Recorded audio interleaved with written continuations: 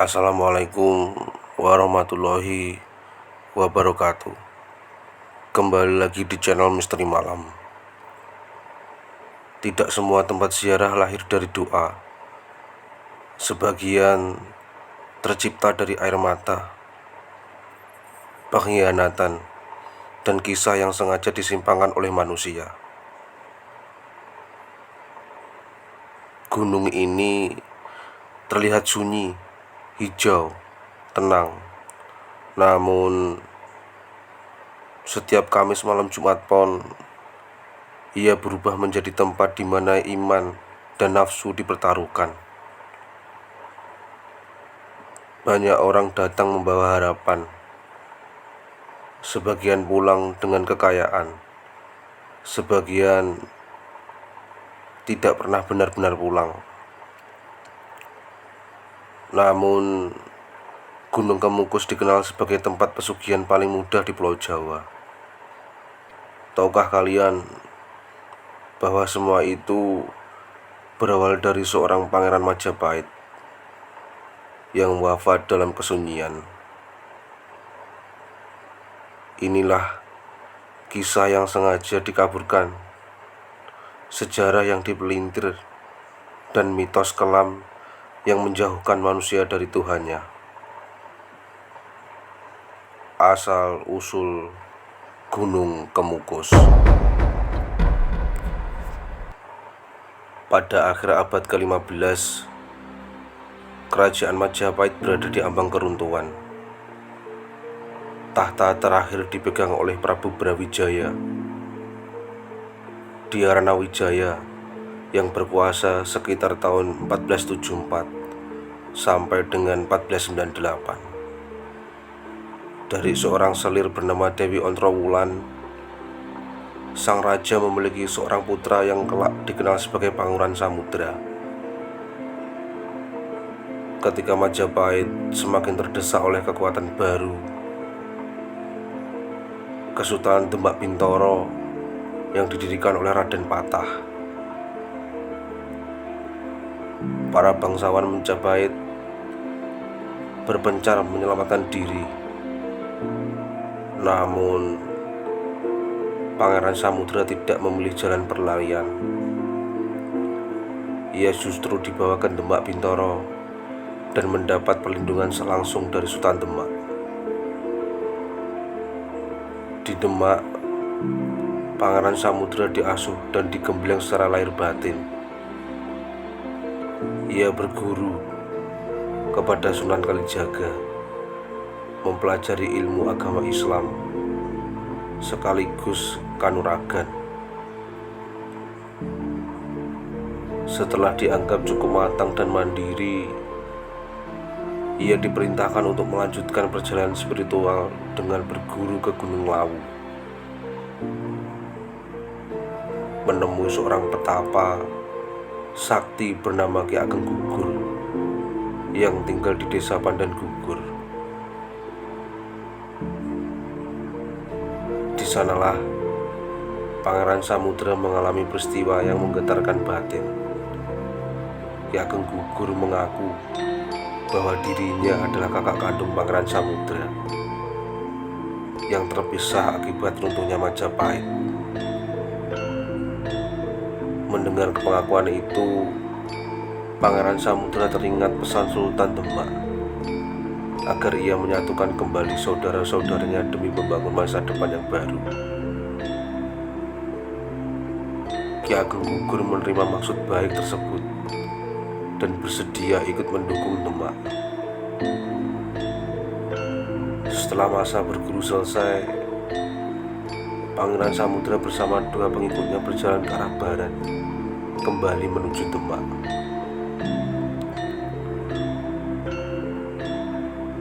Dalam perjalanan, mereka singgah di sebuah wilayah yang kini dikenal sebagai Gemolong. Di sana, Pangeran Samudra bertemu Kyai Kamaliman, seorang ulama besar dari Demak. Mereka menyebarkan ajaran Islam hingga ke pelosok-pelosok desa. Setelah dirasa cukup, perjalanan kembali dilanjutkan ke arah barat. Namun, ketika sampai di dusun Kabar, desa Bukurame, Pangeran Samudra terserang penyakit demam tinggi. Meski tubuhnya semakin lemah, ia tetap memaksakan perjalanan hingga tiba di Dukuhdoyo. Wilayah kini masuk Kecamatan Miri, Kabupaten Sragen. Di tempat itulah kondisinya semakin parah. Menyadari ajalnya mendekat, Pangeran Samudra memerintahkan seorang abdinya untuk menyampaikan kabar ke Demak. Namun, sebelum sang abdi kembali, Pangeran Samudra wafat. Sultan Demak yang mendengar kabar duka itu memerintahkan agar jasad Pangeran Samudra dimakamkan di perbukitan di sebelah barat Dukuhdoyo. Tempat itu kemudian dikenal sebagai Dukuh Samudra, yang kini disebut Dukuh Mudra. Sebelum mengembuskan napas terakhir, Pangeran Samudra meninggalkan sebuah amanat singkat namun penuh tafsir. Barang siapa berhasrat untuk hal yang dikehendaki, maka untuk mencapai tujuan harus dengan kesungguhan, mantap, dengan hati yang suci. Jangan serong kanan, jangan serong kiri. Harus berkonsentrasi dengan apa yang dikehendaki. Dekatkan keinginan seakan-akan seperti menuju tempat kesayangannya. Sejak malam itu, masyarakat sering melihat gumpalan kabut hitam muncul dari perbukitan, baik musim hujan maupun kemarau. Kabut itu disebut Kukus, dan dari situlah tempat tersebut dikenal sebagai Gunung Kemukus. Kabar wafatnya Pangeran Samudra sampai ke telinga ibundanya, Dewi Ontrowulan. Dengan hati yang hancur, dia datang ke makam putranya dan menolak kembali pulang. Ia merebahkan diri memeluk pusaran sang anak yang sangat dicintainya. Suatu malam, Dewi Ontrowulan mengalami percakapan gaib dengan Pangeran Samudra. Dalam dialog itu, sang pangeran menyuruh ibunya bersuci di sebuah sendang yang letaknya tidak jauh dari makam jika ingin bertemu dengannya. Sendang itu kini dikenal sebagai Sendang Ontrowulan, berjarak sekitar 300 meter dari makam. Konon, setelah bersuci di sendang tersebut, raga Dewi Ontrowulan lenyap. Diyakini bahwa sukma dan cintanya telah menyatu dengan sang putra.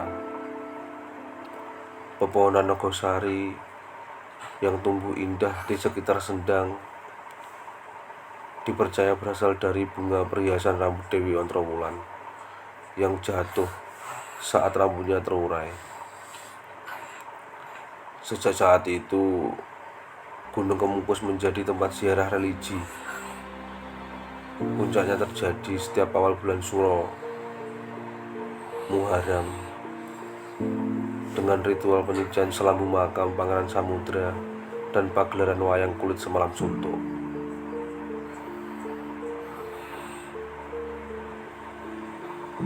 Ada satu waktu yang dianggap paling utama untuk berziarah, yakni Kamis malam Jumat Pon.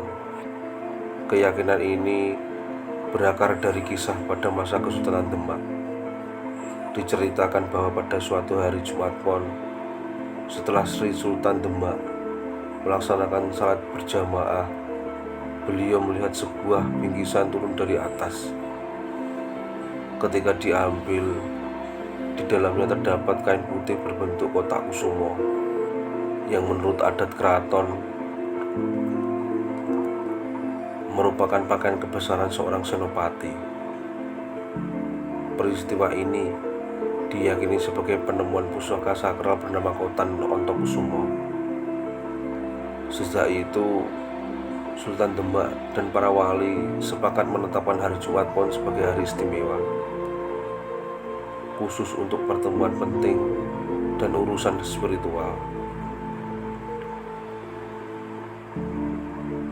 Tradisi tersebut menyebar luas hingga masyarakat meyakini bahwa malam menjelang Jumat Pon adalah waktu ketika doa lebih mustajab dan batin lebih terbuka. Karena itulah, setiap Kamis malam Jumat Pon, Gunung Kemukus selalu dipadati peziarah. Namun, seiring waktu, kesakralan itu dipelintir. Muncul cerita palsu yang menyebutkan bahwa Pangeran Samudra melakukan hubungan terlarang dengan ibunya, dan bahwa berkah hanya bisa diperoleh dengan meniru perbuatan tersebut. Cerita keliru ini sengaja dikembangkan oleh oknum-oknum yang bersekutu dengan makhluk halus demi menjauhkan manusia dari nilai agama. Dari sinilah lahir ritual pesugihan ngalah berkah yang menjadikan Kamis malam Jumat Pon sebagai puncak ritual menyimpang. Gunung Kemukus pun berubah wajah dari tempat doa menjadi tempat pesugihan, dari ziarah menjadi sarang persekutuan gaib. Dan sejak itulah, setiap Kamis malam Jumat Pon, Gunung Kemukus tak hanya dipenuhi peziarah, tetapi juga makhluk-makhluk yang menunggu bayaran dari perjanjian gelap.